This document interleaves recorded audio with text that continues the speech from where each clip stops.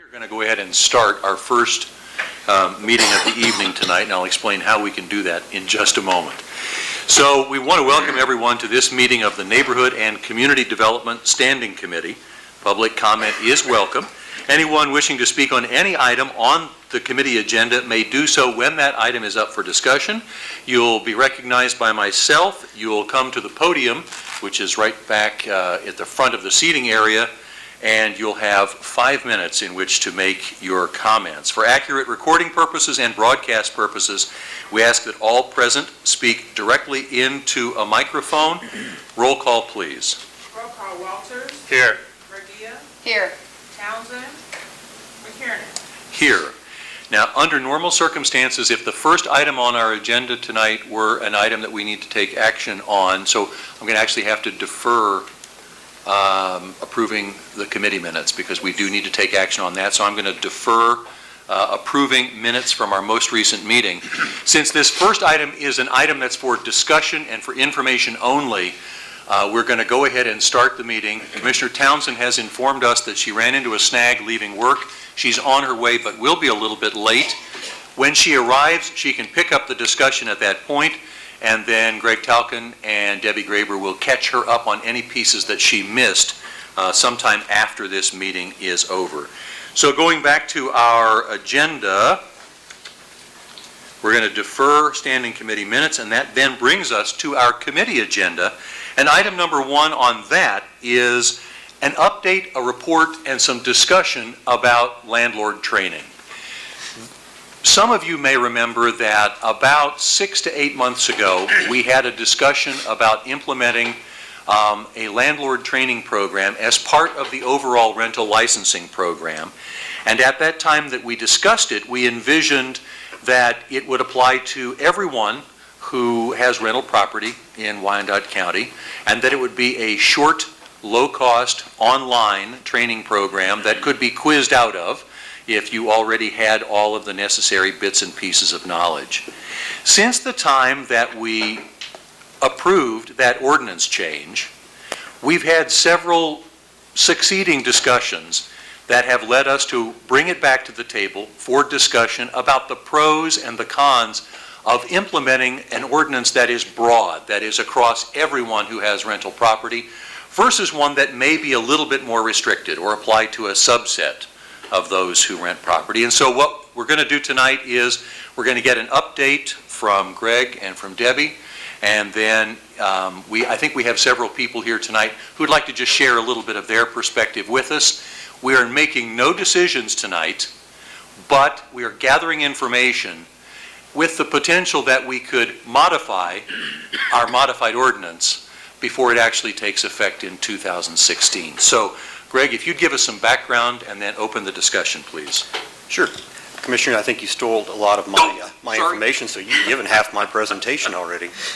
As the Commissioner mentioned, you might recall that we adopted an ordinance earlier this year that required all landlords or their managing partners to take training and a test. They did have the option of testing out of it if they had the knowledge. So they really wouldn't have a lot of time invested in this if they were knowledgeable.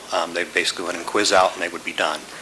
Our original procedure was that we had a partner of the community college in this, and it was a third party that would do the training and the testing, keeping us neutral outside of that testing area especially.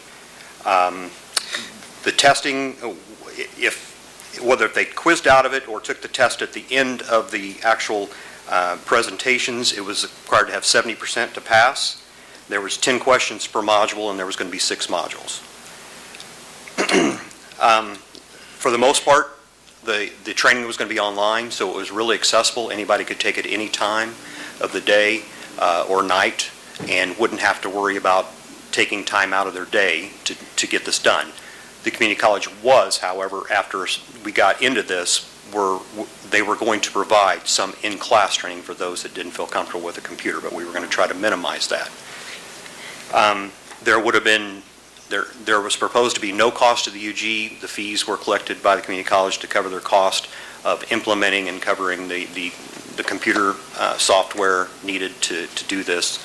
and kind of kept us out of it, so there was no cost to the UG.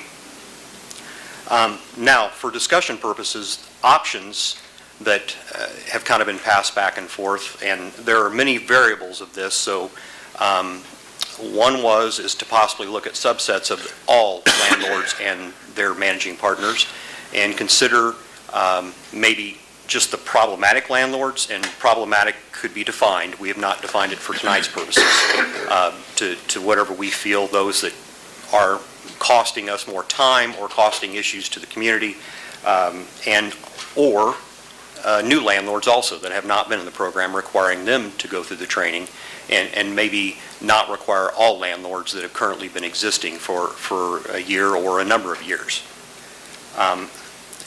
If we go down that path, other alternatives to this would be, it probably will not be cost feasible for the community college at that point to go forward because it reduces the numbers significantly and would not cover their cost. So there's options in that area that we have worked with a company called HCCI, Housing Credit Counseling, that does a lot of work with other cities. We are currently working with them right now of doing some videos for tenant education. They have given us a proposal that includes a lot more than just this training, but it includes a lot of other human services issues such as tenant resolution, tenant landlord resolution, and conflict resolution, and several other items. That would be a cost to the program, or we could pay the difference, work out with community colleges to let them do it, but we may have to offset some of their cost by paying the difference. Or we can move it completely in-house. That, of course, there would be no upfront cost, but it would take a lot of staff time, not only rental licensing staff time, it would take the sheriff, some out of the sheriff's department for eviction processes. It would take some time out of the police department for some crime education, and maybe some out of the Register of Deeds office. Not sure about that issue. We think we can cover that. So the once again, the cost of the class would be an issue of bringing it inside. And of course, there is a third option that is that, and you know, this is just for consideration. If this is a big issue, we could not do an ordinance at all. Now, attached to the agenda item was several pros and cons. I don't plan on going through all of those. And like I said, there's a lot of variables to this that could be discussed. Staff is here to listen to and try to accommodate any items that commission wishes. Well, I think as I think back to when this conversation started, we know that the number of rental units is going up, in part because of the economy, in part because of decisions and choices that residents are making in terms of buying a house versus renting a house. We do know that we have an increasing number of individuals and companies that are managing rental properties. We do know that our neighborhood groups identify problem properties, both owner-occupied and rental. And so originally we had thought that with the number of potential landlords or potential renters increasing, this might be a good way to help benefit both the landlord and the tenant, to make sure that the tenant has, as I always boil back to, what do we want out of this whole thing? In a rental situation, it seems like we want the tenant to have, there we go, an affordable and safe rental property with a minimum of hassle. From the landlord's side, it seems to me that we want them to be able to make a fair profit providing this service with a minimum of hassle. And so we seem to have, if we work backwards from there, what stands in our way. And one of the things that we identified as potentially standing in our way is people who are new to the rental game, who aren't fully versed in all of the pros and the cons and ins and outs of that game. So originally we had contemplated everyone either taking the course or testing out. In subsequent conversations that I've had, I've been asked, why everybody? If someone has proven by their years of operation and their no complaints, that they do know how to do this job and do it well. Why not make the training optional? If they choose to, they might learn something from it, but it's not a mandatory piece. And that made sense to me. And so it's one of the reasons that I wanted to come back and open this discussion again. And so it has been suggested to me that maybe those who are new or those who by their conduct have proven that they can't manage well, that is, people who've had multiple tenant complaints or people who've had multiple code violations in their properties that have not been abated, might then be required to take this training. So I don't know if anybody else sitting here has any other thoughts on it. I've certainly thought a lot about this in the months since we've had our original discussion, and I'm in a much different place in terms of my perspective on this, but I want to make sure we get all perspectives at this table.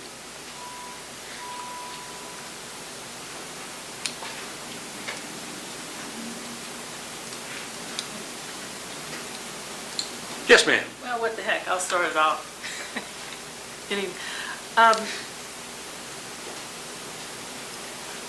My question about not having everyone do it is what provision would be made if we opted out and only let, as you say, people who may have had problems with code enforcement or new tenants? How would those who are more seasoned be updated with any changes? Will there be any type of requirement for them periodically to have it?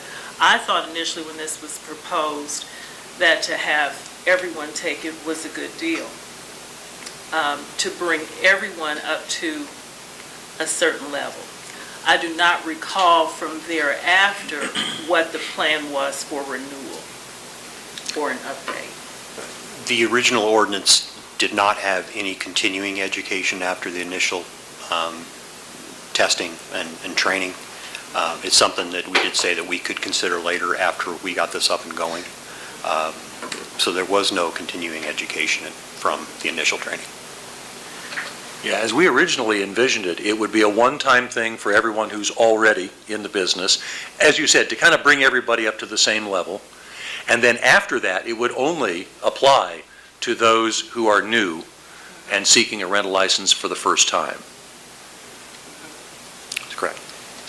And I thought that was a good plan. But the conversations that I have had have gone along this line. If I've been doing this and by doing it demonstrated that I have no tenant complaints and no property problems, and if I believe that I've got contract knowledge and I have the ability to make a good business out of it and not cause problems for tenants or for the community, then at that point, why shouldn't it be optional? If I choose to, fine. If I choose not to, I'm already proving to you that I can do a good job. Well, a baseline is just a matter of whether someone sees it as a chance to become more educated, to get that out of the way, or if they see it as a punitive matter. And apparently, people see it that way, or the ones that you've talked with that express that. But as a baseline, I thought it was a good thing at starting out. And from there on, only the new or those persons who have had demonstrated problems based on a number of code enforcement violations unabated would be required to do it. That's what I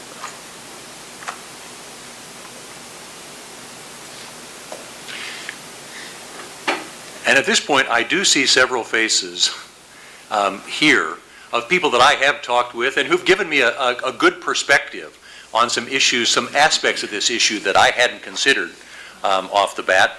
If anyone who I've talked with would like to make a comment or just add to the discussion, you're welcome, you're more than welcome to do so.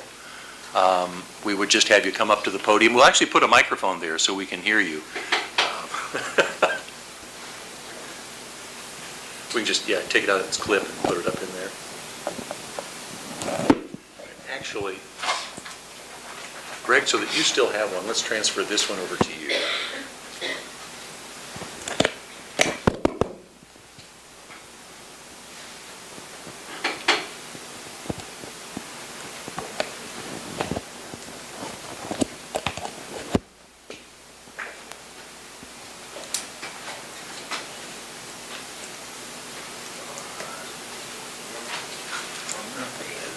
I thought you were going to stare me down. Well, I almost did. Okay. If you'd go ahead and just give your name and address for the record, and then make your comments. My name's Ed Juskinia. I office out of 8027 State Avenue, Kansas City, Kansas. What else did you want? That's it? Okay. I have talked to Commissioner McCarron a number of times. Basically, I have no problem with the landlord school itself, but not as a overall concept. 99%, according to city people, from 1988 on, from George Lee Dunn on, they tell us that 99% of the landlords are basically good people, know what they're doing, and you're after 1% to 2%. It's the same thing we found in Minneapolis when we went up there to explore the rental licensing program there, which the city copied pretty much their rental licensing program, where basically they were after one person when they implemented theirs. And 5 years later, that guy was still operating. We have bad landlords in this city. There's no doubt about that. We have bad political figures. We have bad all kinds of people. Do you punish everybody for the sins of a few? Now, I personally will be the first one to take this test because I want to see what you're offering. And I want to make sure that everybody else knows what they're going to be getting into. There's a lot of concerns among the people that I represent about what it is you're going to be teaching. Is it going to be teaching how to keep good landlord or good tenants in your properties, or how to keep certain types of people out? That's a real concern. I don't know what the statistics are in this city, but in a typical city of this size, 40 to 55% of the people living in the community are renters. That's a huge amount of people. Statistically, 69% is the top homeownership this country has ever seen, and then the housing crash hit, and now it's down quite a bit. So you've got an awful lot of landlords. A lot of landlords are landlords by default. They inherit property. Those people might want to take this course. They don't want to be landlords. They can't sell the property. They can't whatever. My real job is selling real estate. I can't tell you how many people I've talked out of buying investment property because they didn't know what they were getting into. I have long discussions with them. I explain to them that you can't buy a house for $1,000 and turn around and rent it tomorrow. It just doesn't work that way. There's a lot of problems inherent in landlording. I'd like to tell you we have great tenants here, but we don't. We have the same percentage of bad tenants as we have percentage of bad landlords. And unfortunately, there's a lot of good con people out there on all sides. I put somebody into a unit in February that had the best references, the best everything, and I've been doing this for 40 years. I just evicted him. Absolute pathological liar. There was no clue what I was getting into. All of this, everything worked out well. There was nothing I could have done more to find out what was going on. Whether he had a nervous breakdown, whether he had whatever, I don't know. But the guy was basically nuts. But we took the proper steps and evicted him. It was hard to do because he was a nice guy overall. In older communities, from Polish Hill, where my grandparents raised up, to Strawberry Hill, to wherever, you have a lot of properties going into rental property. It's not because landlords want to buy there. It's because landlords are the only ones buying there. The kids aren't buying in these neighborhoods anymore, unfortunately. I'd like to tell you that my dad grew up on Polish Hill, but he didn't. He moved out of there, and we moved even farther west. So the people that are buying are the landlords because they're the only buyers out there. So tenants have to live somewhere. I feel like I'm rambling because I did not come up here to speak, Brian. I came up here to just listen and absorb. But I don't feel like you should punish all for the sins of a few. Now, I think I'm the only one that offered a suggestion of making it optional. I think there's a lot of landlords that would, like to do it. I'll be one of them. But you've got a tremendous amount of regulations in this city already. You've got great code enforcement. Greg, I talk trash to you once in a while, but you guys are pretty good about all this. So, and Debbie, I like Debbie. Still say as soon as I eliminate her program, I'm going to help her find another job. This is a running joke between Debbie and I, so. You got good programs here, but we don't want to make it go overboard. When rental licensing first started, it went overboard, and we finally got it corrected and got it down to where it's a good manageable program, and I don't hear a lot of complaints about it anymore.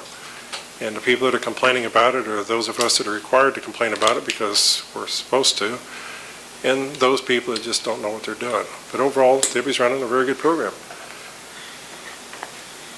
The school can be a good program, but use it for punishment, use it as an alternative to jail time, or use it as an alternative to fines, whatever, but don't punish the whole for the sins of a few. Judges have great discretion in what they can do. There's also landlord groups out there. Ours isn't the only one. I'm sure that there's other groups out there, but you could ask them to join groups that can help educate them. There's landlords that would do that. I know I personally take under my wing a number of landlords when I sell them rental property.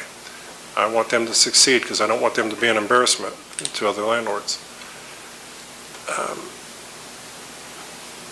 When you come to how do you define a problem landlord? Well, I don't know. Do you have 15 complaints? Is that a problem landlord? Yeah, if it's one landlord and one property. But if they own 100 pieces of property and you've got 15 complaints, that's not a problem landlord. That can be 15 problems of somebody dumping trash on the front yard or a tire sitting on the side of the house or any number of things. So you have to be careful how you define problem landlords.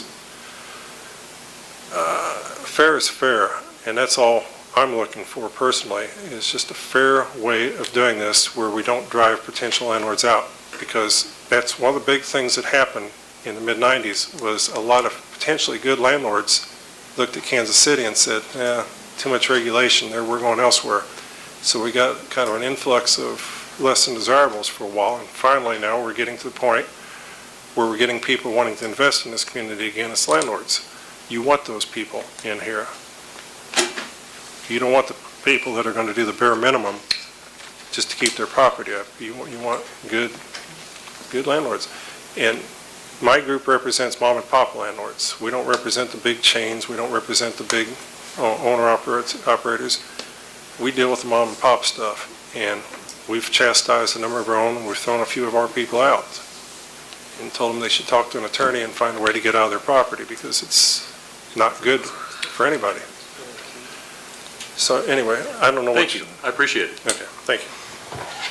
And Ed and I have talked, and he has helped open my eyes to some of the variations that we need to look at. And again, I think the question that we're asking ourselves here is if we keep safe and affordable and having their rights protected with a minimum of hassle on the tenant side and making a fair profit and their rights protected with a minimum hassle on the landlord side, does this landlord training program, as we initially envisioned it, best fit achieving both of those goals? And for myself, I'm still thinking about it. Yes, ma'am. If you'd pull the microphone down just a little bit and then give us your name and address and make your comments. Oh, wow, Yeah, that's loud. that's right. Wow. I'm Christine Lee, and I own a small property management company in Kansas City, Kansas. And I'm also here representing the Apartment Association of Kansas City. I've got almost 30 years in the business.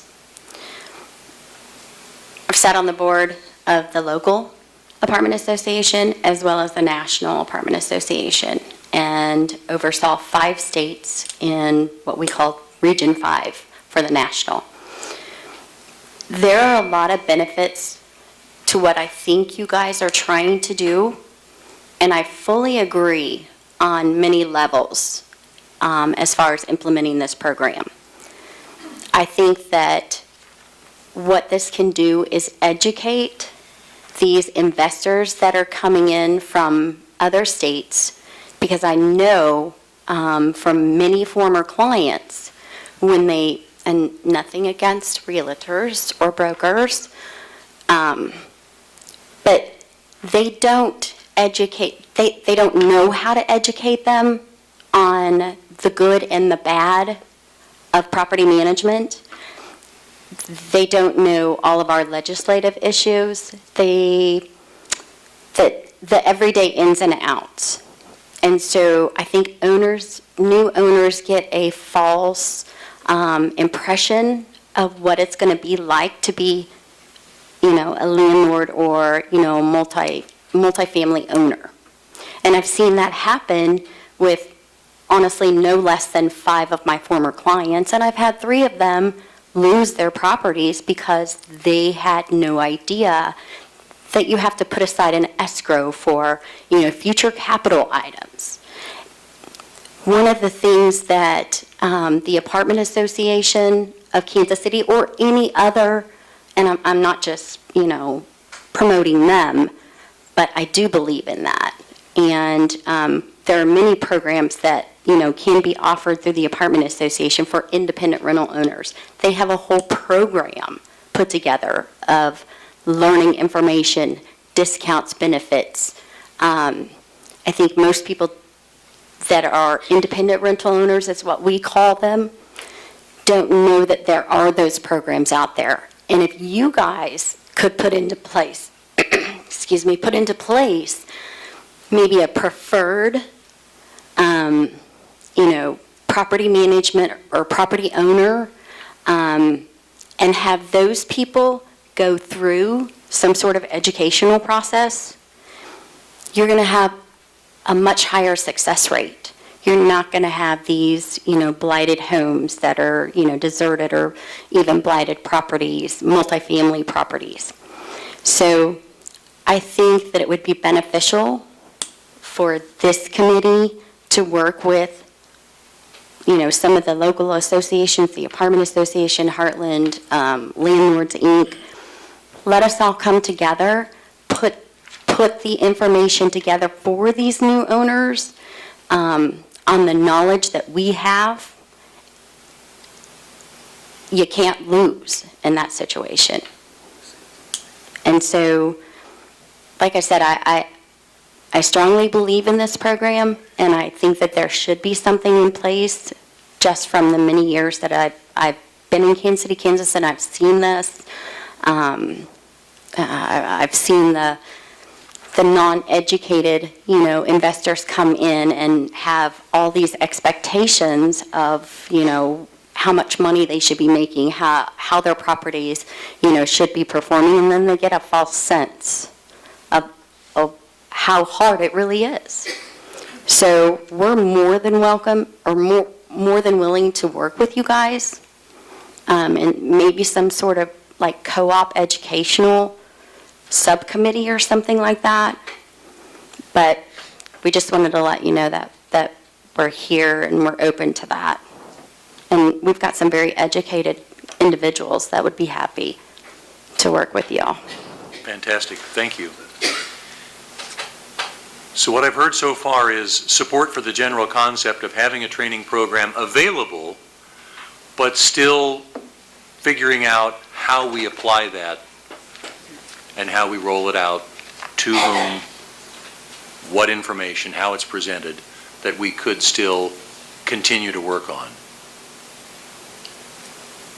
Greg, do you know how many of the current rental license holders that we have been in trouble or received violations? Or are most of the violations from people that are renting property that they don't have a rental license to be renting to begin with?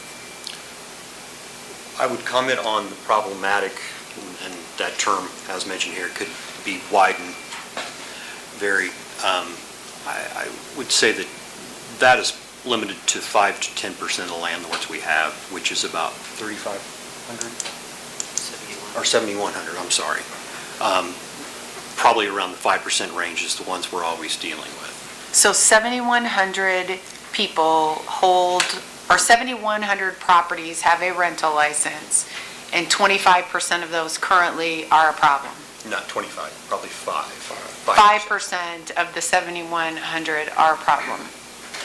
The ones that we consistently, or maybe not quite consistently, that we have to get involved at some point, besides the normal inspection that occurs. So we developed a committee to work on an issue that is hoping to have an impact on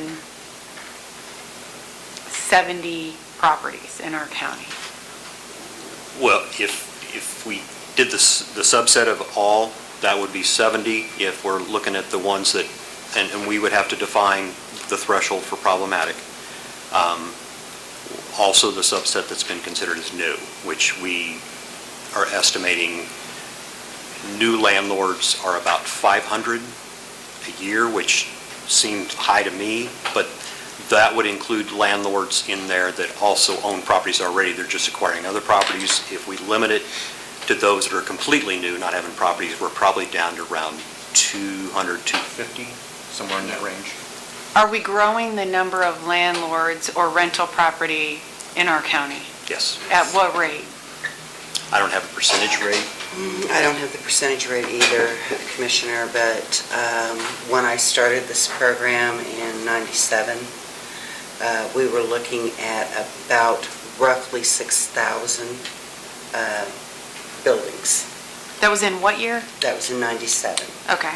And, excuse me, at that time, we were looking at about maybe roughly 14,000 rental units. We're now sitting at, or as of this morning, we've got 7,169 buildings, and we are looking at about roughly 17,000 rental units, and that's in 17 years. I think we need to also check our math here. If we're looking at 5% of 7,000, we're looking at about 360 rather, different properties here that have repeated or chronic violations. So it's not just 30 or 50, it's looking at 350 to 400 properties.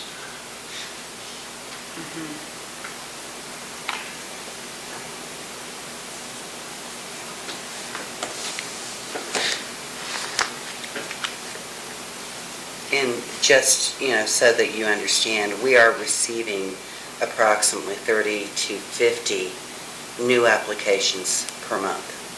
And as Greg said, some of those are landlords that have owned property prior and are, getting licensed on their new rental property. Some of them are brand new. Do you know the percentage? We were looking at about a third of them being new per month, give or take. I mean, that fluctuates per month, but thereabouts. So, Brian, I'll cut it short for myself. I agree with what you said. I'm totally fine. I agree with you. Something that I've seen us do over the last 7.5 years as commissioner in this county is we tend to make it very difficult for those that abide by the law, and we don't enforce things very heavily. So I can tell you in 7.5 years that I've been a commissioner, I've run across a lot of complaints in my district beyond rental licensing and building inspection. Could be just code enforcement issues, could be all kinds of things, noise ordinances, not exclusive to your department. And I will tell you what I have learned is that we are not good at enforcement of our own current regulations and ordinances. We are not good at it. We wait until, and it truly is the squeaky wheel gets the grease. We wait until someone makes a big deal about something before we react to something. And oftentimes we may react, but it often comes with great forgiveness. So I've seen where two-story homes have had a third story built on top of them, and though it was unlawful for them to do it, we did not enforce our rules to make them take the third story down. So now we have a neighborhood that's stuck with the third story because of a person that violated our law, and there were no consequences for that behavior. I mean, personally, just across the board, when it comes to enforcement and new ordinances, I would really not be interested in entertaining new ordinances until we get under control enforcing the current ones that we have. And Greg, you're sitting in front of me, the two of you are. This is not solely directed at you. This is across the board. So I think I have never run across something that we didn't already have an ordinance for. It typically, the answer I get is, we haven't enforced that in a long time. So I'm fine with the ordinance, and I'm glad people took an interest in working on it. I personally don't mean to be negative. I think it's going to have very little impact on the overall rental housing stock in our community. If it does, I hope I'm wrong, and I think that'd be great. I would absolutely, if people think this is going to work, that have worked on it, I would absolutely support that. But the bigger picture is, I'd like to send to this committee, I'd like to see us in general as a government enforce our rules and regulations. And I think that's kind of where I've come to as well. So we've got a lot of things to consider here. How we would implement this, I've heard that there is value in having education available. Maybe across the board, maybe on an optional basis, maybe on a you self-select into needing it basis. But there's value to that education. How we apply it, we need to think about that more. And to go back to Mr. Giskinia's comment, and to Commissioner Murguia's comment, how we enforce some things like our code ordinances that are already in place may work as well or better than an education program in getting some of the problem properties shaped up in some of our neighborhoods. So I think at this point, what I would ask is that anyone who's here who was not part of the original discussion and would like to participate in ongoing discussions, if you could email either myself or leave your name and number with the officer here as you leave, then we could include you in future discussions so that we can get a broader perspective at the table. And we will continue to consider how we can best roll this out with maximum effectiveness and a minimum of hassle to everyone involved.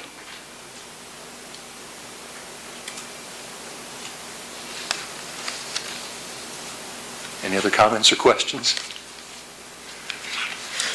Yes, ma'am. One variation of what Commissioner Murguia asked, how many current landlords do we have on the roll? Do we have 7,100? Or are we talking about 71 properties? I'm interested in the numbers. If we're going to make this optional, how many people are we talking about that are currently licensed You're looking landlords? at approximately 3,000, 3,000 3,100. people. Okay, thank you.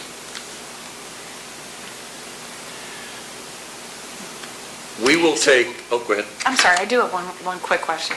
So are you telling me that, for example, when North Point came in, it just occurred to me, you know, are you familiar with the North Point development? Yes. Mr. Talkin? Okay, it's this beautiful luxury apartment complex out in western Wyandotte County.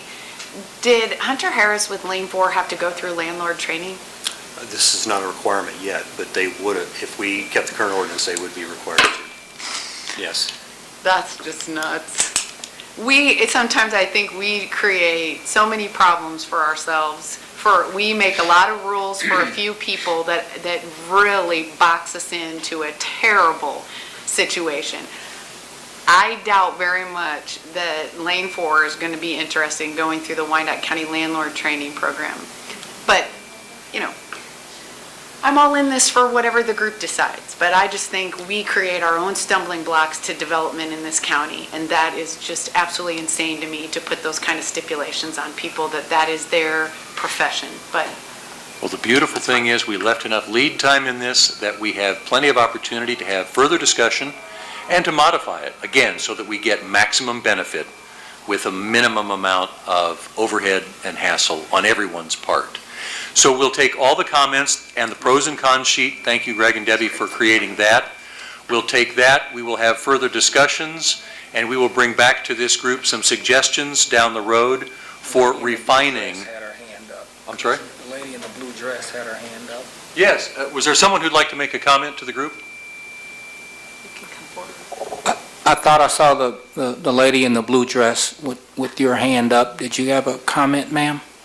On the North Point, they are members of the apartment association, so they are trained, and your bigger management companies would have more interest in coming to Kansas City, Kansas, if everyone else were educated as well, and if it weren't such a difficult process for them to come into Wyandotte County. I can tell you that for a fact. So there's another nuance to this, that those larger organizations that already have, as a part of their standard operating practice, some sort of education of their property managers and property owners, would actually feel a benefit if other people who are not part of their larger groups would also have access to and come up to that same level of education and expertise. Thank you for that. Commissioner, if I can make one additional Absolutely. comment. And Ms. Lee, I may be wrong, but you have an attorney that represents your group by the name of Sam, but I can't think of his last name. Yes, Sam Albert. Sam Albert. Sam Albert was at the table. Well, he represents the Heartland Apartment. Yeah. Yeah. I'm here. I thought I saw Sam back there. If we're going to have a conversation, Ms. Lee, if I could ask you to come back to the microphone, just so that we can capture the conversation. Thank you.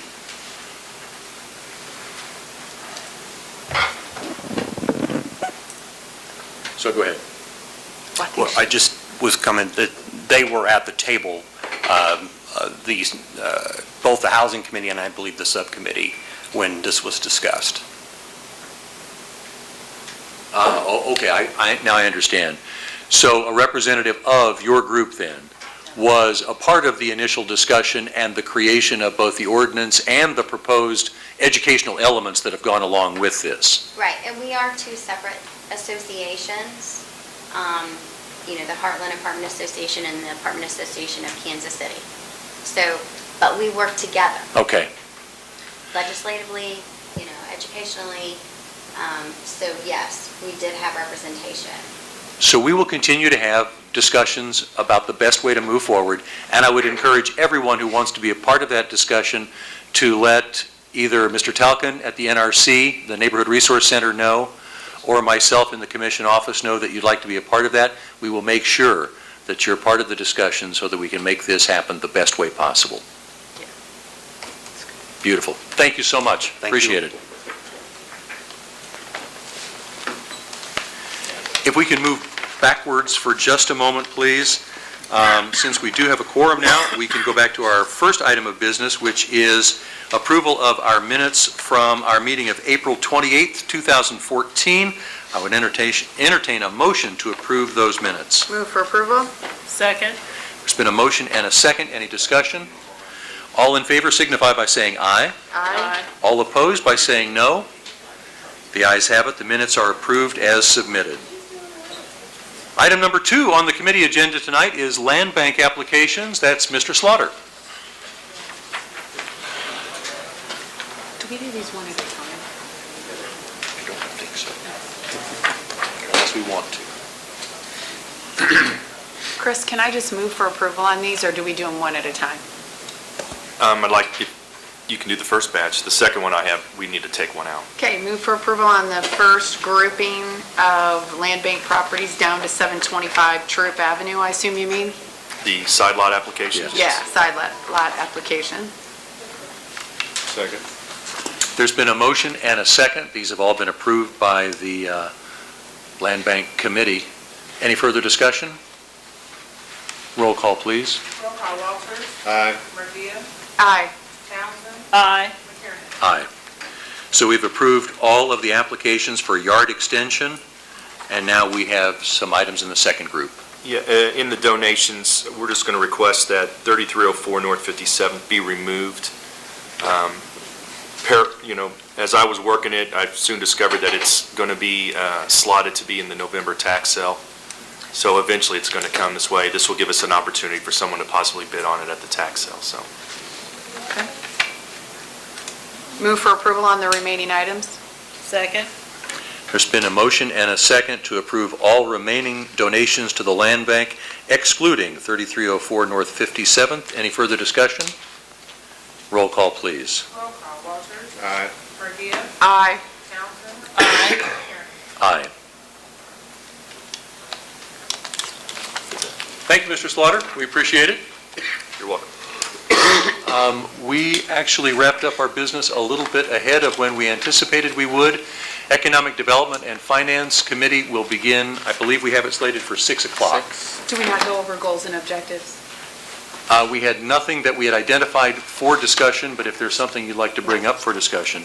No, we had not. What the staff has begun to do for the other commissioners on this committee is just to go back and recap and capture some of the previous discussions that we've had related to the committee goals and objectives. We had not identified anything specific for this meeting, and so you simply have now a scorecard of items that we have discussed in the past that could lead to future discussions. Great. This first meeting is adjourned. We'll reconvene at 6 o'clock.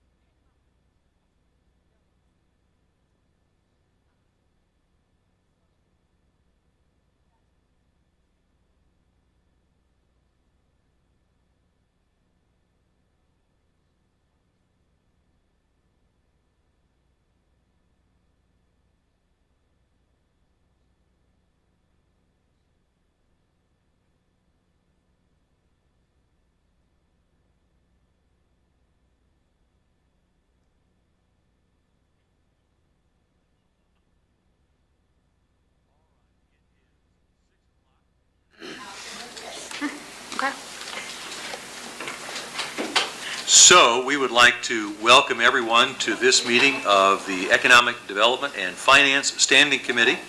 Public comment is welcome. Anyone who wishes to speak on any item on the Standing Committee agenda may do so when that item is up for discussion. I would ask you to be recognized by myself, come to the podium, and you'll have 5 minutes to make your comments. For accurate recording purposes, we ask that everyone present please speak directly into a microphone. Roll call, please. Roll call, Alvey. Here. Walters. Here. Regia. Here. Townsend. Here. Here. Here. Our first item of business is approval of our Standing Committee minutes from April 28th, 2014. So moved. Second. There's been a motion and a second to approve the minutes as submitted. Any further discussion? Hearing none, all in favor signify by saying aye. Aye. All opposed by saying no. The minutes are approved as submitted. That takes us to our committee agenda. Item number 1 on our committee agenda is Mr. Lou Levin with an ordinance request to issue general obligation bonds. Mr. Levin. Good evening, Commissioners. This item allows us to refinance bonds that were issued in 2010 related to the financing associated with the ownership of the Legends Theater. On August 1st, we have a remaining principal payment of $6.8 million that is due. This financing would allow us to extend the terms of the loan for 4 years. We believe the financing will be done under flexible terms that will allow us at any point in time to pay off the remaining balance of the loan, and if we were to move forward with the sale of the theater. The terms we've negotiated with Security Bank maintain a low interest rate, 2.75%, with minimal principal payments over the 4-year period of $100,000 annually. So we believe these terms are flexible. It allows the government to look for opportunities to move forward with the sale of the theater while at the same time continue to pay off the debt on the theater. There's 2 actions before you. One is an ordinance authorizing and providing for the sale and issuance of the bonds, and then the second is a resolution so directing the sale. I'm asking that to comply with our August 1st deadline and necessary approvals by the State Attorney General that we fast-track this item to this Thursday evening. Move for approval. Second? There's a motion and a second on the table. Mr. Bach. Thank you, Commissioner. I just wanted to reiterate one of the things on the theater, that since we have had ownership of the theater since it was designed and built originally, we have never put any general fund dollars into it. The theater operations continue to cover all of its costs of operations on an annual basis. It was done originally to bring a movie theater into Wyandotte County, where we were without one at the time. So it's been a great asset. As Lou said, we are looking at options. We think there is a market that has returned to our venue at this time now that we could look at for a potential sell. Our Economic Development Department is pursuing that to see whether or not it is viable. But we keep in mind that our number one thing is to maintain a good quality theater that'll have long-lasting sustainability in our county. And as long as it's covering all of our costs, we're certainly not in any position where we feel like we need to rush or sell the thing from that standpoint. So we do look for a quality buyer that would come in and maintain that type of operation going forward. However, knowing it's not our business that we want to just stay in long-term theater ownership operation, if we find someone that will take us out and fit that, we will certainly be coming back to this body and recommending to sell. I have a question. Absolutely. When you say it covers the operating costs, does that include the debt service? Yes, sir. Yeah. So Debt service with payment on principal. could you explain what our strategy is on the 4-year term on the the restructuring, or why, evidently we did a 4-year term in 2010, now we're doing another 4-year term, and each time we incur Yeah. costs to do that.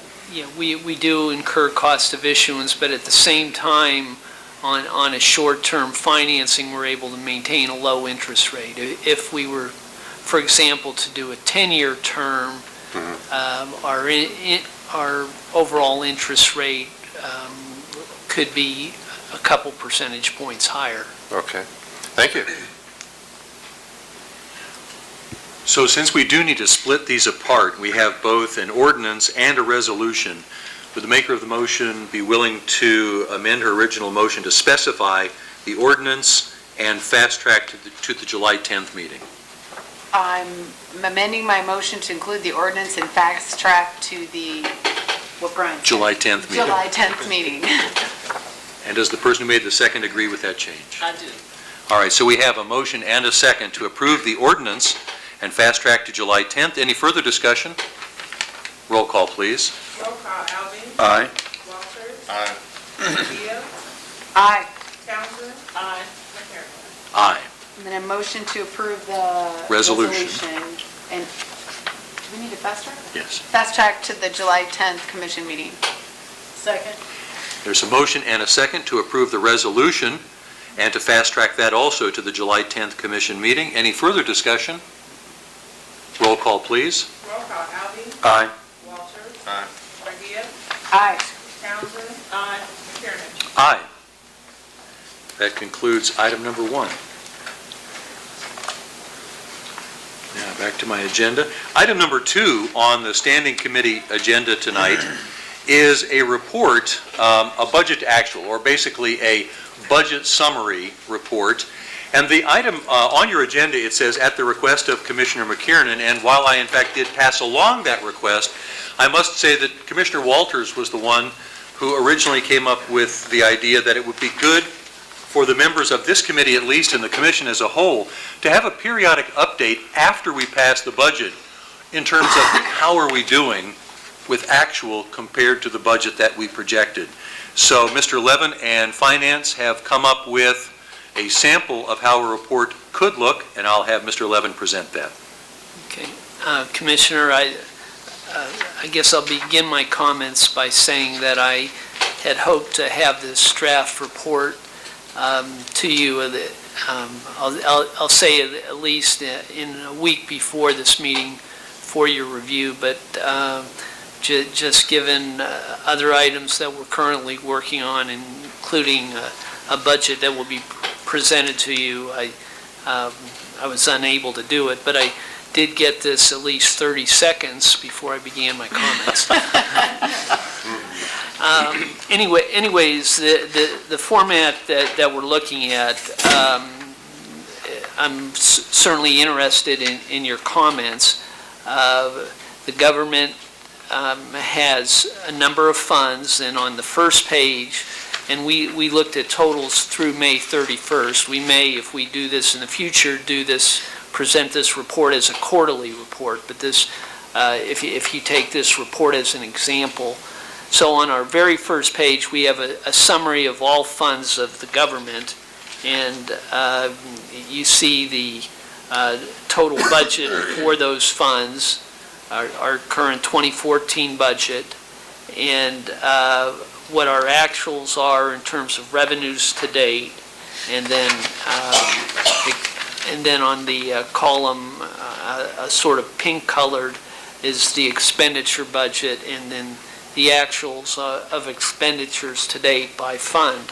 So, for example, we can see the city general fund constitutes the largest fund of the city.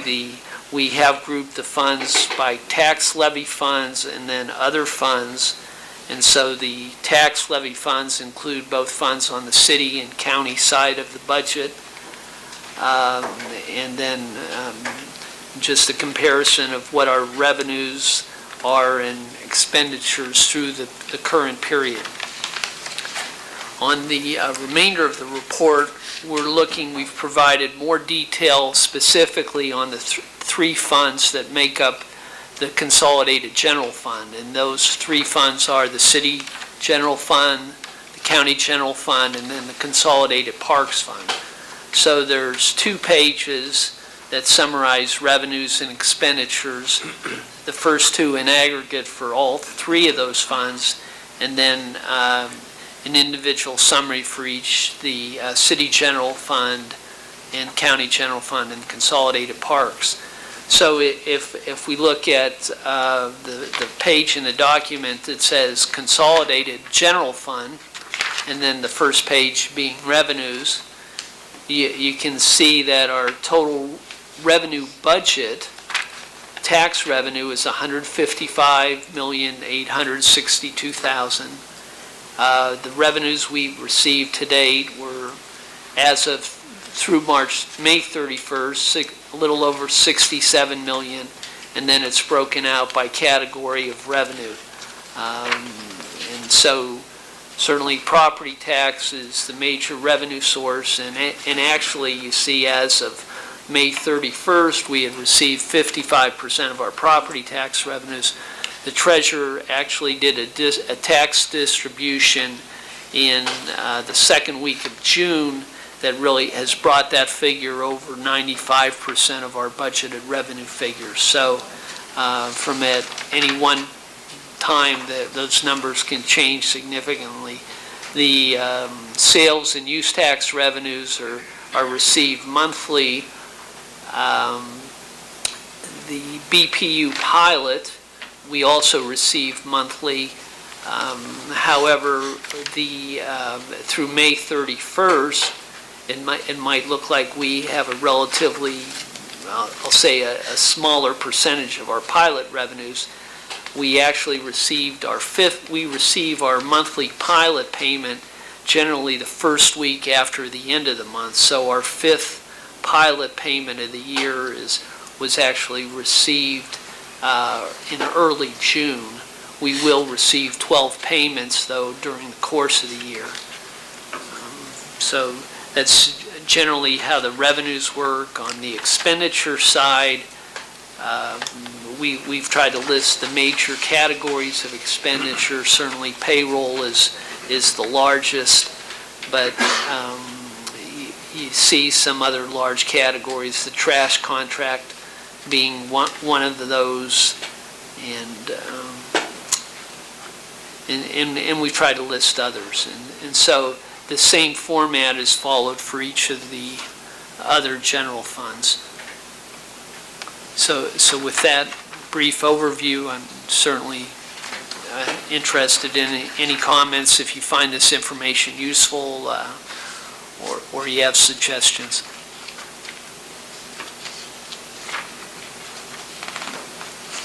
I think it's very useful. I have no questions.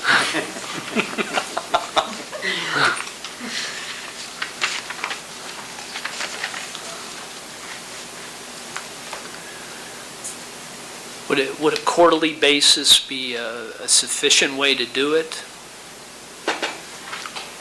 I think quarterly would be fine. That would just give us a periodic pulse, so to speak, taking the pulse of how we're doing. And more than anything else, it might generate some discussion, might generate some questions. We might learn about some factors that are keeping us behind or ahead of schedule. And we might come up with some ideas that, if we have a shortfall, might help address that before the end of the year. This is a lot of information, but it's very good information. Very good.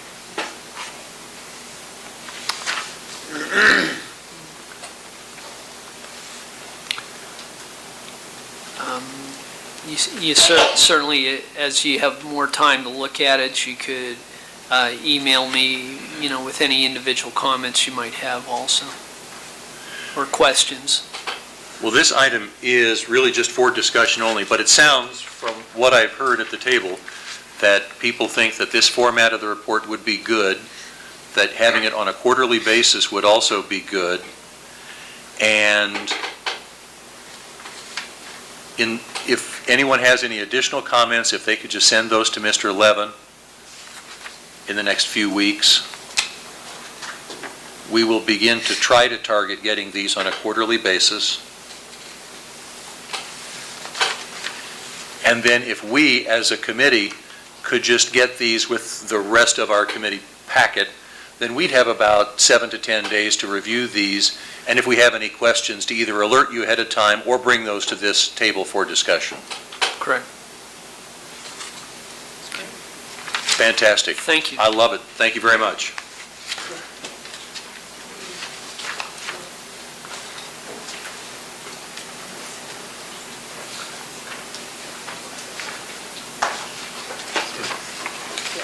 And our third item on our standing committee agenda tonight is a report and continuing discussion on the low-income housing tax credit application policy.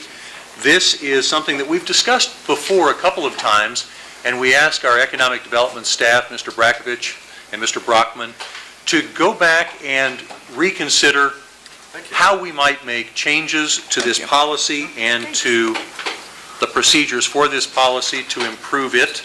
Thank you. And so they just have a report. They're bringing this forward for discussion only, so that our discussion here can help to further refine a potential policy update in the future. Mr. Brakovich. Thank you, Commissioner. George Brakovich with Economic Development. I'm going to just do maybe a brief recap and a bit of an overview of the presentation that Charles will provide for you tonight. But, you know, we were here before committee earlier in the year. We heard the discussion, your input, and then really the discussion kind of turned to, well, let's get the other elected officials' input about low-income housing tax credits, how they function, how those projects function within our community, and what's the need. And then we also had Liz come in and do a presentation on the workforce housing approach to LIHTC as well. So we've had that opportunity to go have discussions with the other elected officials that aren't on this committee. We wanted to vet some of those ideas both with UG Legal as well as the third-party administrator for the state of Kansas that actually is the clearinghouse for these tax credits, and then come back to you, to this group with some staff recommendations, and also really kind of share some other raw data that we found along the way that might help support the notion of workforce housing.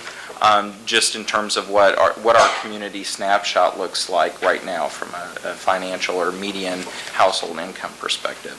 So having said all that, I'm going to turn it over to Charles, and he can kind of roll through, and I believe everyone should have just a hard copy of the presentation as well.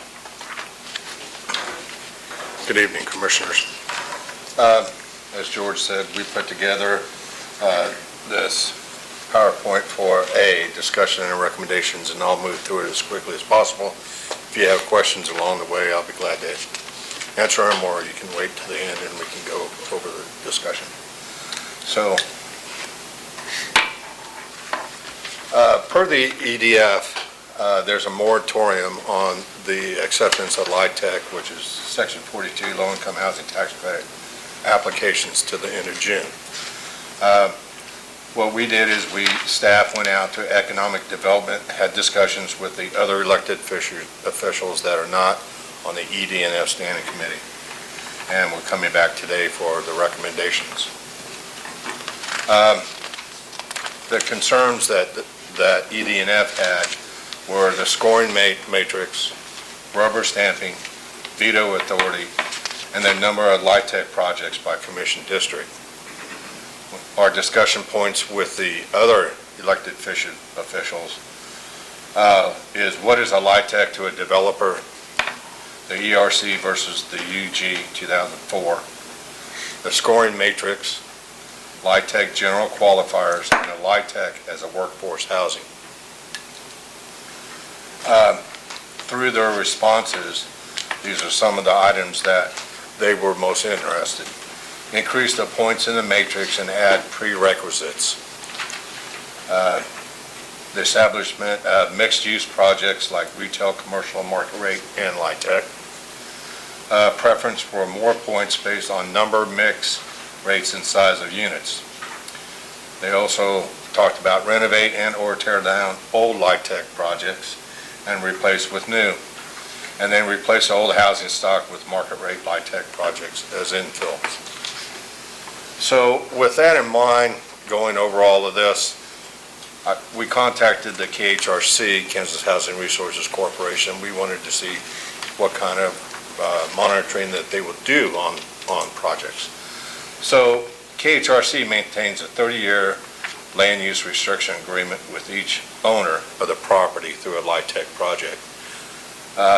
KHRC monitors it for IRS issues for 15 years. I apologize, I skipped.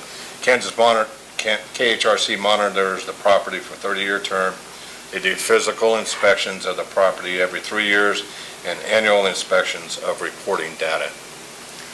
Charles? Yes. I do. It's a complicated issue, so before we get too far, I know you have a presentation, Sure. but I do want to make some little sidebar comments as you Sure. go along.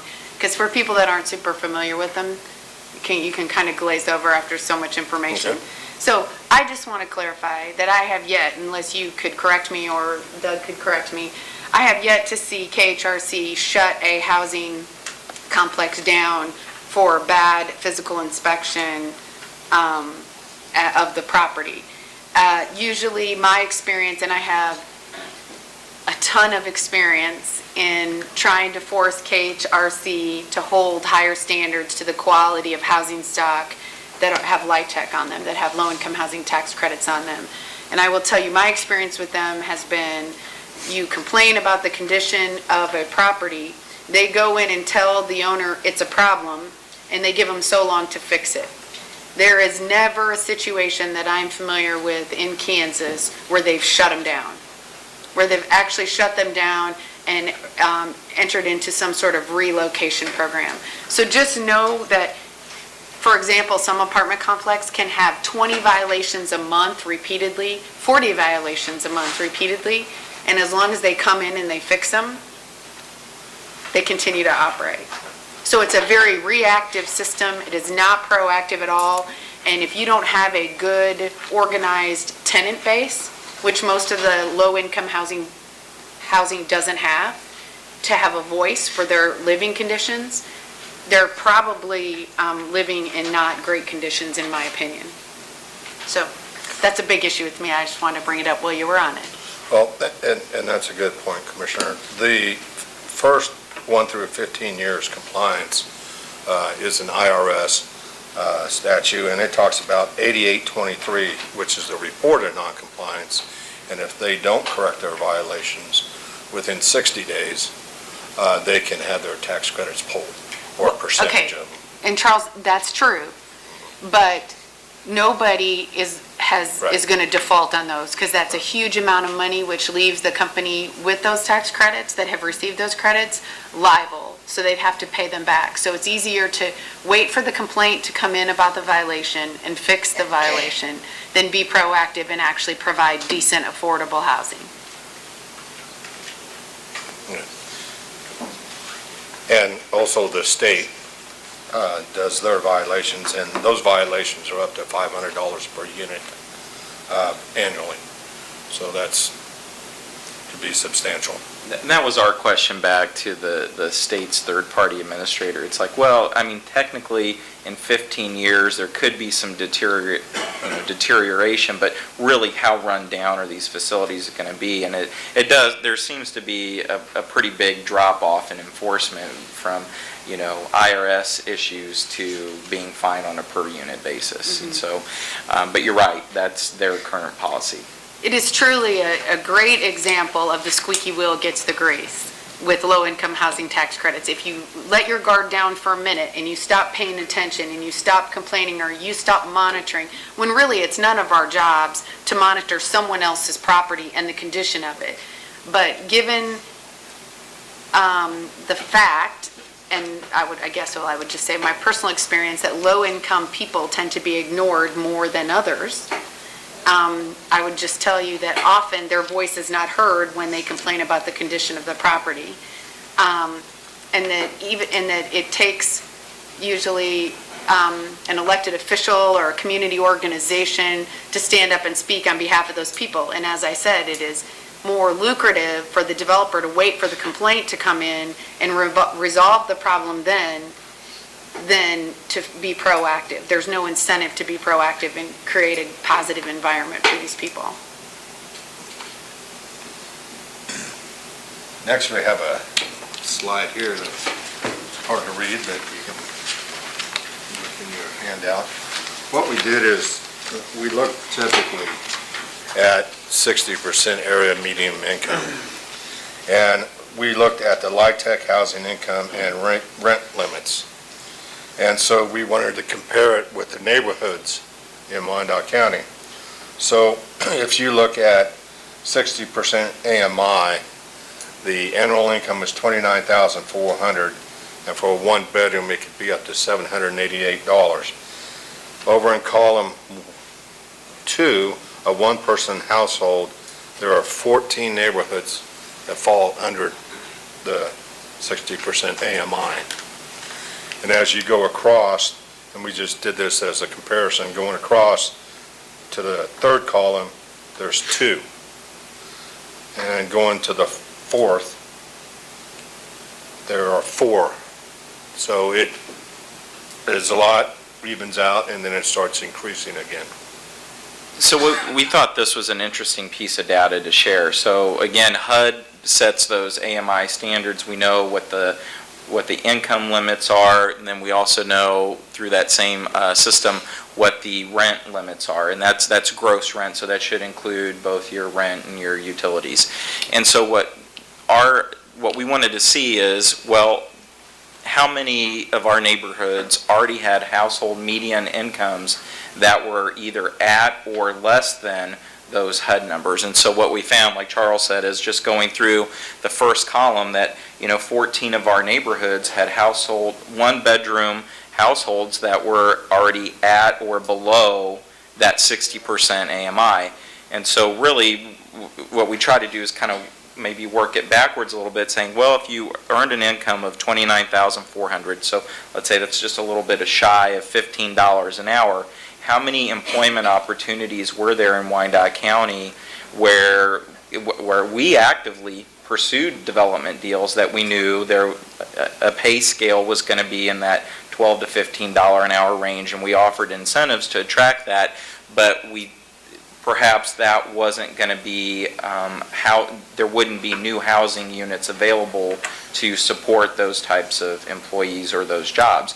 And so really what we found is twofold. One, we are, like I said, we are pursuing those development opportunities, but secondly, we already have people at that income level living within the community. And so if you bumped it up and took a project, you could sway or skew the average median household incomes upwards instead of down. But that might hold true mainly for the one-person households, because as Charles said, as you move to the right of the bigger matrix, as you increase your household numbers, those numbers don't quite match up the same way as they did in those one-person households.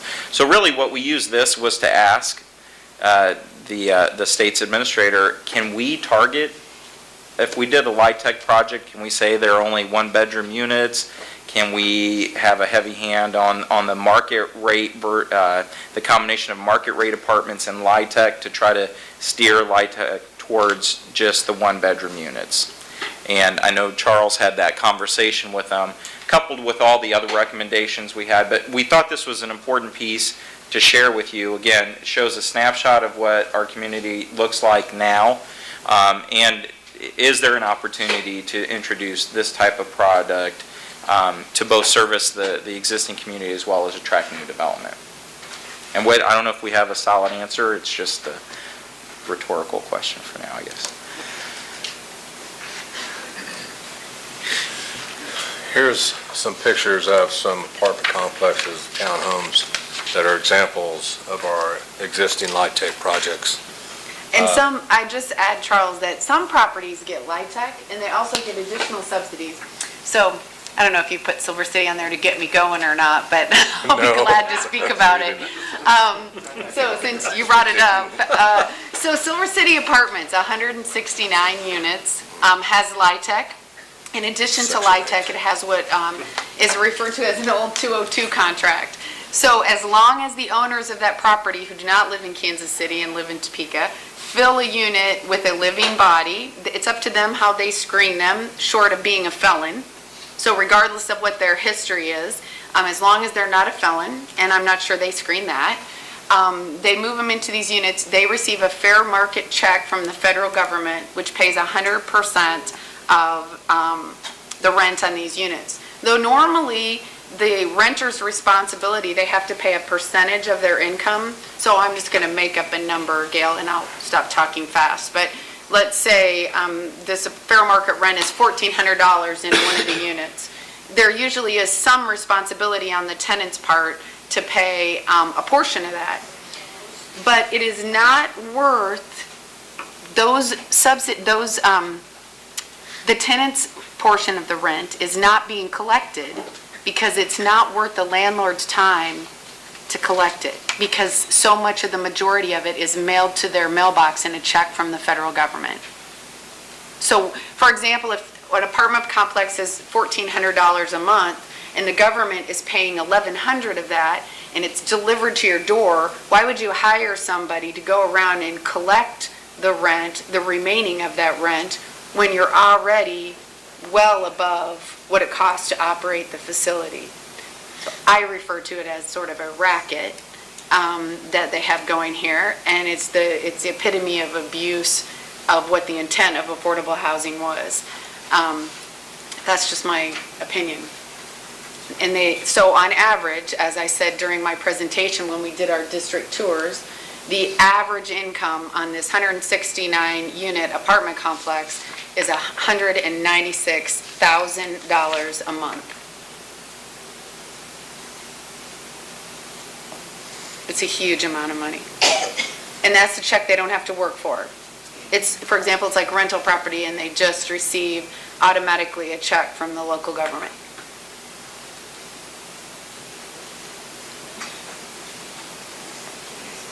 I hate to be the bearer of bad news, but I can tell you more than you want to know about these kind of apartments. Yeah, I think one of the things we were trying to show too with the pictures is when we get into this discussion that, when you, as a developer, you pursue the LIHTC program or Section 42 program and you enter into this 30-year agreement, what do these buildings start looking like after year 20, 25? And so what Charles tried to do was take a sampling of some of the older Section 42 projects that this community has had, and really take a hard look, like Commissioner McGee was saying, take a hard look at it and see not only what they physically look like, but how do they operate, calls for service from the police department, codes issue, the whole gamut of having a good place to live in the community, and how are these holding up. And just by a pure physical inspection of having staff go out and take a look at it, it's easy to say that there are some that hold up better than others, and we're not sure if that's because of the operator or the tenants or a combination of where it's located. But again, we just wanted to throw up a snapshot, really, but focusing on some of these older projects and what's happened, because part of the discussion was, is there an opportunity through this program to issue new LIHTC credits to replace some of these old developments? And Not with the same developer, hopefully. Hopefully we learned our lesson. that's right. And go ahead, Charles, if you want to go to the next slide. And this is part of our recommendations, but maybe before we get to that, we should give some of the feedback we got from the state's administrator of this policy. And so one of the questions we asked again was, can we focus on one-bedroom units? And, I should probably turn this over to Charles because he had the direct conversation with them, but you want to jump in with what the response was? Well, the main thing when you say, okay, we only want one-bedroom apartments or one mixed use with one-bedroom apartments, you have to be real careful. The Fair Housing Act, if it's zoned family, single family, you're open to a lawsuit if you keep single family or family units from applying. Now, that doesn't mean that we can't increase the point system on our matrix, saying you'll get more points if you do single or one-bedroom apartments, but you can't leave anybody out, basically. Is your logic with the single bedroom apartments that it would attract more just individual workers? We thought if one of the recommendations was to maybe focus on LIHTC, not so much as a standalone tool, but if we were able to attract, let's say, a mixed-use development in a downtown corridor where we could introduce commercial on ground floor and then go residential with the units on the vertical floors above that, then maybe LIHTC was just a part of an overall larger project, and so that we could really address larger tracts of ground and really get more of an economic impact, especially if you can introduce some retail or office space, medical office. It just seems like it's a good tool, and what we're hearing from developers, it's a hard tool to give up, but maybe there's a strategic way for us to implement it as part of maybe a larger project, instead of, again, just a standalone 40, 50 units, 160 units of low-income housing. Now, the other part that we kind of glossed over when we had the slide up showing the median incomes is really talking about market value and really, how that's derived, and it's, clearly just a product of what the product that's available and how quickly the market can absorb that. And so what we found is when we look at certain corridors within our community, we've got projects that we've touted as market rate that have not much of a monthly difference in terms of what your rent can be when you compare market rate versus the HUD limits on the LIHTC projects. And so we also found that, that's a kind of a unique situation to be in. Maybe a developer can use other credits, whether it's historical tax credits, and come back with the project and say, well, we've used these tax credits and now we have market rate, versus, well, we use the Section 42 tax credits and they're not market rate, and there might be a $25 a month difference between the two. And so we didn't bring all of that hard data to tonight's meeting because we wanted to leave the topics more open for discussion. But that's certainly, if that's the direction that this committee wants us to continue to explore, and even if it's a corridor by corridor basis, we would commit to doing that. But what we really wanted to kind of get to was, well, between all of the recommendations we heard from this committee, what we heard from the other elected officials, what we've got from the discussions with all the other parties that are involved, is to come back with some recommendations of what we think we could do with the policy right now to incorporate some of this and maybe give us more time to explore some of the longer term issues related to LIHTC. And so really that's kind of, I think, the slide we're at, Charles, right? Our staff recommendations. Right. The staff recommendations is to do edits to the existing policy, look at the matrix to account for current practices that the body wants to initiate, increase the minimum points from 50 to 80. And that jump might look like a lot as well, but we were talking about historically what were the trends. So there was a time not long ago, Charles, 5, 6, 7 years ago, where we had projects that could barely get to 50 points. And so now, as our standards were a little more strict, I guess, we have projects that are routinely scoring mid-60s. I think the highest project we had was 68 or 69 points. And so really saying going up to 80 points is not that big of a stretch. But it also helps, going back to the lawsuit that kind of predicated moving towards a scoring matrix, it allows us the opportunity to not completely abandon that, because I think that's the direction following UG Legal's advice, that's the direction we need to stay in with that matrix to avoid some of the issues we had prior to the scoring matrix being in place with the way we evaluated proposals. We talked about mixed use, I think. Number 2, demolish old housing projects and build new as infill. Another one, an example would be increase the market rate unit ratio of LIHTCs, and that would be a remodeling or new construction, and allow a maximum type of a LIHTC project in each commission district. When we talk about this, it has to be across the board even in all districts.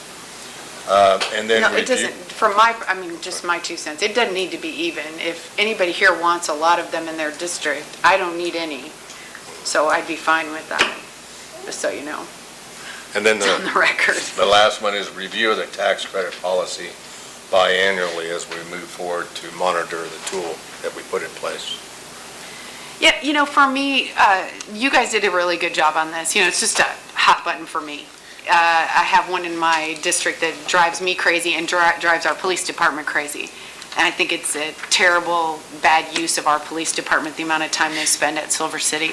And I think good people doing good things don't get the policing services in my district as a result of apartment complex like this. So anyway, I think a really good way, as we talked about before, and I know you have to get everybody's input, is that you hear a lot of people that don't live by these kinds of apartments talk about the need for affordable housing in Wyandotte County. And if they knew, I think, more intimately what it did to our school districts and what it does to our communities when tenants are not scrutinized, it causes a lot of problems beyond just housing. So I think what would be helpful is, they also say there's this need for workforce housing, yet when you look at the median value of homes in Wyandotte County, collectively, our home value is very low when you look across the state, with the exception to those far western Wyandotte County areas. When you look from like that Midtown area into East 635, and you just group all housing together and you look at the median home value, what I've never looked at are the details of, like, what's the average number of bedrooms, that might be a way to look at it. And then when you break that down into a monthly mortgage payment, my gut is that much of our housing stocks, mortgage payments, because of the value of that property, would be less than a new LIHTC development. So the deal is, my understanding from discussions with our commission is that we're trying to raise the standard of living in Wyandotte County and stabilize it, not just create a concentration or saturation of very low-income people, but to create mixed-income neighborhoods where we can begin to stabilize our community. So that's why I've been adamant that when we remove, and it doesn't matter to me, it doesn't have to be a LIHTC development being demolished to replace a LIHTC development. In my mind, it could be a block of housing, of single-family residential housing. Commissioner McKiernan and I just talking about the land bank prior to this. Maybe there are 5 or 6 blocks in a neighborhood where very recently there were several single-family homes occupied, rental or otherwise, and we go in and we demolish those. If we redevelop on that site with new quality housing and raise the standard from where it was, it may not be the best, but it's better than where it was. We're at least moving in the right direction. I just don't, and I also don't want to see an overconcentration of low-income housing projects. And for me, it does matter who owns the property and manages it in the end. And my preference is, if we could add this to the scoring matrix, would be that it would be local ownership would receive, and I mean local by Wyandotte County. I don't mean local by, just the metro area. There has to be some sort of way to hold people accountable for their property. And there has to also be, you only get so many chances. If you run your property in the ground and you fill it with felons, and every time you do that, you're given a pass and you're allowed to empty the building out and fix it up and redo it again, there's no incentive to follow the rules ever. And the amount of enforcement it would take on our end, we'd just never be able to stay ahead of it. So if we could focus on how we could resolve that part of LIHTC developments, that would be great. Part of the problem is, if you don't know, is that the development fee on a LIHTC project is enormous. I happen to know on a $5.5 million LIHTC development, $800,000 can be paid in development fees. That's a huge percentage of the development. So everybody wants to do these deals and draw the money down on the front end. The money doesn't come on the back end with the day-to-day maintenance of them. So there's no incentive to stay as aggressively engaged as you are after you're done building the project. So if there's ways to look at those issues, I wouldn't be so hard on it. I just don't know how to do that. You know, it's interesting. Commissioner McGee and I have had many discussions about this, and we both, I think we both agree that we want to see these projects enhance any neighborhood that they're in, not just churn dollars in any given area, but actually make a positive difference in an area, both in terms of housing stock as well as affordability, as well as median income. But I do see that we've come at this from a couple of different perspectives. You've got this one particular multifamily, and when I think of a very successful project in my district, it wasn't multifamily. It was single-family homes that took the place of 20 vacant lots. And those homes raised the median home value, and they raised the median income by their presence, even though they still qualified as affordable housing. So now I get a much better appreciation for where you're coming from in terms of, so my question, I guess, to you would be, are there differences in qualification criteria? Are there differences in follow-up criteria between multifamily housing and single-family housing? Well, family is, in the scoring, I think there's 25 points available for that. And so it's basically line item to line item, depending on how much is available, 1 to 5 points for family or 1 to 3 points for single-family units. But it all comes down to the overall 50. So that's on our scoring matrix, but is that what you were asking, or were you Well, it's asking just, from an enforcement given Commissioner McGee's standpoint? example, it makes me wonder if there's an increased likelihood, I don't know if that's the right term, of running into problems in a multifamily development as compared to a scattered site, single home development. So I wonder about that. Second thing I wonder is, does the developer's track record enter into the scoring matrix at all? If this developer has had a record of problems in the past, are they allowed to come back and do more projects? Yes. The answer is yes for that. They have to have past experience. Oh, good Lord. Oh, wait a Bad minute. experience even? Past. Well, Okay, so a developer who has experience, wait a minute, a developer who has experience actually moves up a little bit on the scoring scale. But what if a developer has engaged an operator who has not done a good job in upholding the ordinances and codes of our city? Do they move up the scoring scale as well, just because of their past experience? And if they do, I don't know why they would if they have a bad track record, but they have experience. We move them a little bit ahead. So that, from my perspective, would be, if we have a history on a particular developer and/or the operators that they engage, and the history's bad, that should move them down on the list. I think a good test would be you could use Silver City and act as if they are trying to make another application. If they score high, something's wrong. Because they shouldn't be. I can tell you because I live there. So that should be an indicator that things aren't going well. You know, back to Commissioner McKiernan's point, something I'm not as negative about is scattered site. And this could be done in a variety of ways. You may build 100 single-family homes, let's say, but you build them in all, let's just say, all throughout Gales District, from one end to the other, and I don't know how big it is geographically, but let's say it's 2 miles long and 2 miles wide. I have less opposition. I think where I see the trouble is through the concentration, because if you notice there's a pattern, if you drive around low-income apartment complexes where there is a large concentration, you'll even notice the blight and dilapidation surrounding that apartment complex. You drive by, for example, I mean, I'll just tell you, it is what it is. I had nothing to do with it, but if you drive around Belrose Manor in Rosedale, you'll see that there are some nice homes, but there is also significant blight and dilapidation, and property values are much lower. If you drive around Silver City, you'll see the same thing. If you drive around Gateway down here, you'll see the same thing. I'm just saying it not only affects the complex, but it affects the area around it. I think that when you have so many people concentrated in one area, it's an intimidating factor to other people living in the surrounding area. So, and it wouldn't even have to be scattered site, single family. You could do smaller units, like maybe there's an old building. I'll use Steve Fausch as an example, because Brian McKiernan has had good experience with him, and so have I.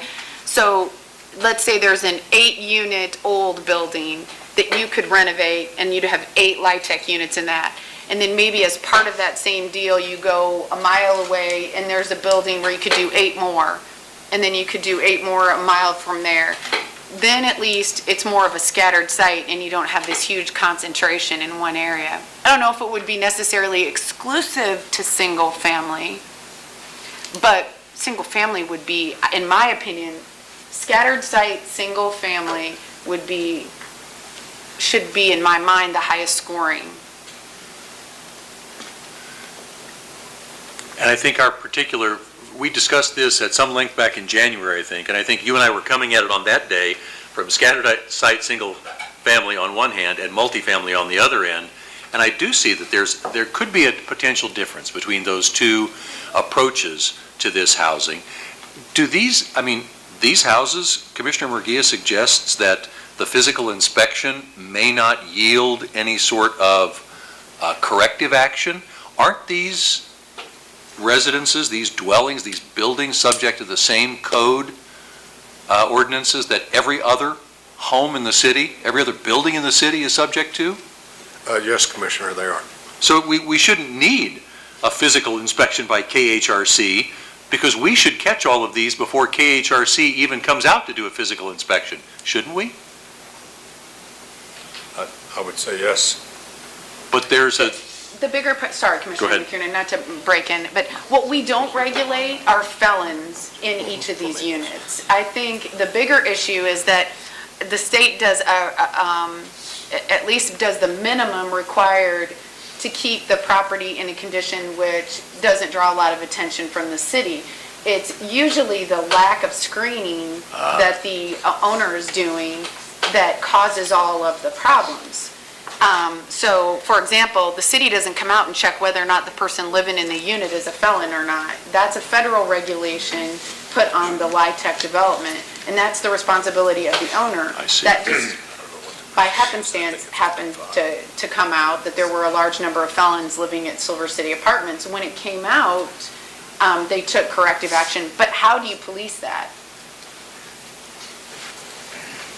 Okay, that's different than physical violations of our code ordinances. Yeah, now, and we don't have the exact percentage, but part of the deal with taking the LIHTC credits for your project is the operator or the owner is supposed to maintain a separate line item just for maintenance and repairs. But, I think we did show that on the slide that the state is on a, their physical inspection cycle is every 3 years. So I think it's reasonable to think that as the structure ages, maybe it would require a higher frequency of inspection as opposed to when it's a newer facility. So, I'm sure this is maybe more than you want to know, but the federal government did try to do a good job, just like all of us in government try to do a good job. They set these guidelines that, I'm going to make up a number because I don't remember the exact number.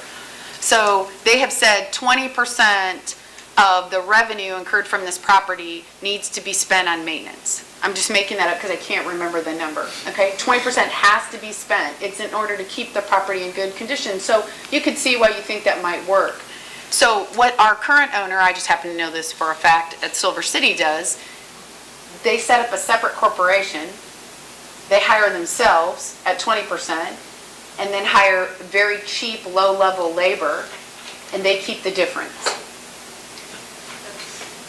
So I'm telling you, we can make a lot of rules. That's why I'm big on the issue of enforcement, because you can make a lot of rules. Somebody's going to figure out how to beat that system. So clearly you're trying very hard, and I really appreciate that. But at the end of the day, the way to address it is we got to figure out a way to have some enforcement, and it goes back to what Commissioner McKiernan and I have talked about many times. It's about control, especially when you're talking about low-income urban neighborhoods that you're trying to redevelop. Control is critical. And really, that was one of the recommendations we were coming back with on the mixed use is, maybe part of that strategy is if the developers are so unwilling to relinquish this as a development tool, maybe expanding the parameters of the project to include other areas where they're going to be required to get financing outside of just the LIHTC program. Will that foster some sort of better stewardship or ownership of the property itself? I think that will just make it more lucrative for the developer to have more sources of income. The issue is control and enforcement. Bigger developments are more lucrative. You have 169 units, they make a lot of money, and they're easy to build because they're close together. So, you know that, George? I mean, you do a large, regular apartment complex, you're going to make more money than if you do 20 units. So I think forcing people to do scattered site, smaller number of units, and giving some discretion to elected officials that represent areas. I mean, Gail is better, as I said in the initial discussion about LIHTC. I don't want to prevent Commissioner McKiernan or Commissioner Walters or Commissioner Townsend from building LIHTC in their district if that's what they want to do. I'm just telling you, from my perspective, I'm very involved with redevelopment in my district.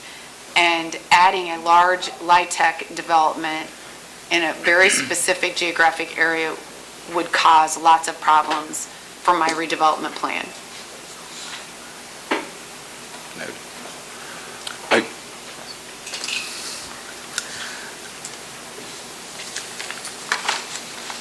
Could I get from you gentlemen the LIHTC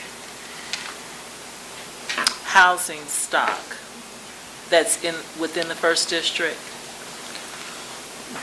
I had some statistics here. Right now from KHRC, I checked the other day, and there's 30 active LIHTC projects in Wyandotte Well, I County. mean by name, just as Silver City's been identified. That's what I'm talking about. I can get them by name. Because from the discussion that I'm hearing, I guess there are a couple of things. Commissioner Ann has called my name so many times, I haven't said anything. Sorry, Gail, didn't mean to pick on I you. don't even know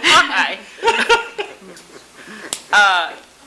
Because what I don't want to take away from this in our scoring and our matrix, however that is developed, is that poor or low income equals criminal or a problem.